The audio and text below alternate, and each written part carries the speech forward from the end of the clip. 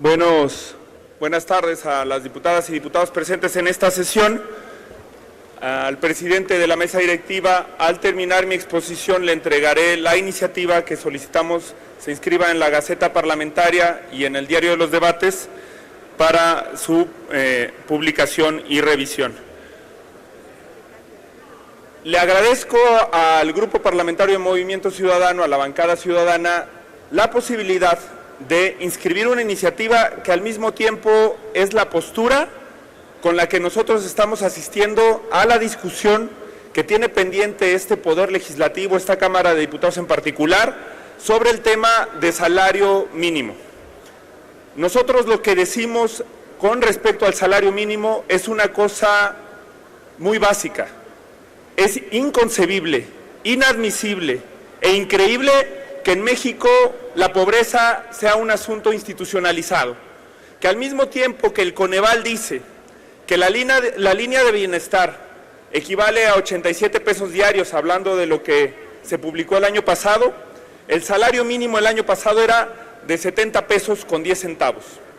Que nosotros digamos a los 7 millones de mexicanos que ganan el mínimo, al menos en términos formales, que ellos son por decreto pobres, que nosotros fijemos el salario mínimo como Estado mexicano por debajo de la línea de bienestar que publicamos en el Coneval. Es inconcebible desde el punto de vista social, pero también desde el punto de vista técnico. Quienes gobiernan este país, quienes conducen y quienes han tomado las decisiones de la política económica, lo han hecho siguiendo dogmas que no sostiene ya ningún gobierno en el mundo. México, por decirles un ejemplo muy concreto, en América Latina es el segundo país con el salario mínimo más bajo del subcontinente.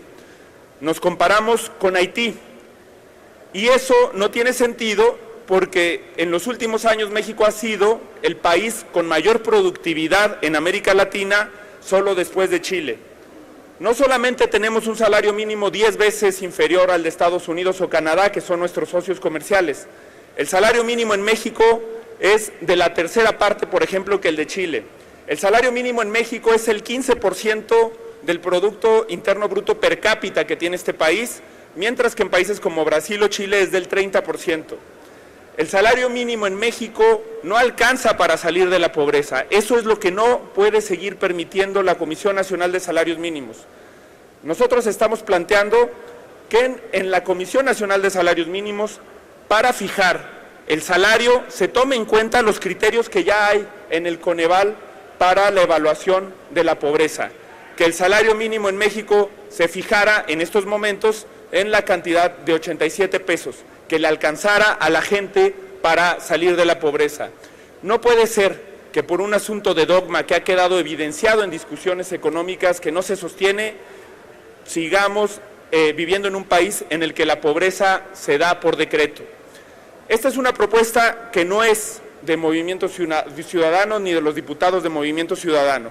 Las organizaciones de la sociedad civil que están aglutinadas en el colectivo frente a la pobreza la han venido explicando, la han venido documentando, economistas del Colegio de México, del CIDE, de la UNAM, y nosotros en el grupo que la Junta de Coordinación Política ha creado para la discusión del tema de salario mínimo es lo que vamos a plantear. Esto de entrada beneficiaría a los 7 millones de mexicanos que ganan el mínimo, pero además sería consecuente.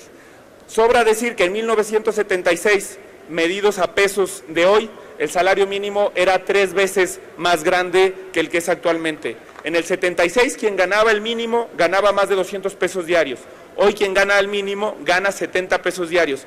Eso no lo puede sostener un país que aspira al crecimiento, que aspira al bienestar. El modelo económico en México tiene que refundarse y voltear a ver por el bienestar de la gente. No podemos seguir concentrados en cifras macroeconómicas que no se traduzcan en bienestar. La desigualdad en un país en el que 4 personas concentran el 10% de la riqueza nacional. Obviamente esas 4 personas ganan cada año más que estas 7 millones de personas, no puede no hacerse cargo del problema de la pobreza, porque además nosotros sostenemos, como ha dicho la OCDE, que si este país no crece es por la desigualdad, que mientras esta desigualdad de Estado se siga reproduciendo, no va a haber crecimiento económico ni bienestar en el país. Es tiempo de que este Poder Legislativo acabe con la pobreza por decreto y con la pobreza institucionalizada que caracterizan nuestra visión sobre el salario mínimo. Gracias por su atención.